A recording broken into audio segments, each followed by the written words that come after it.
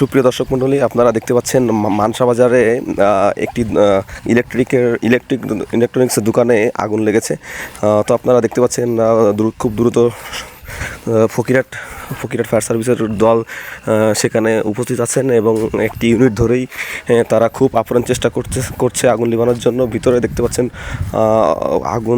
আগুনে পুরো মালামালি পুড়ে ছাই হয়ে গিয়েছে। তো আপনারা যে যেখান থেকে দেখছেন অবশ্যই একটি লাইক দিয়ে যাবেন, একটু শেয়ার করবেন। মানসা বাজার, আমাদের ধারণা হচ্ছে যে মানসা বাজার তানবীর ভাইয়ের দোকান একটি ইলেকট্রনিকের দোকান, যেখানে বৈদ্যুতিক মালামাল বিক্রি হতো এবং খুব অনেক সাজানো গোছানো দোকানটি ছিল।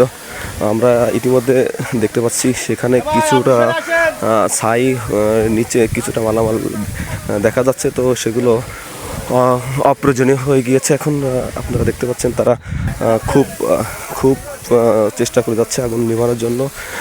দোকানটা ছিল ছাদ এবং ওয়ালের দোকান। ছাদ ছিল বলেই আগুনটা ছড়াতে পারে নাই। খুব জোরদার করেই তারা কাজ চালিয়ে যাচ্ছে।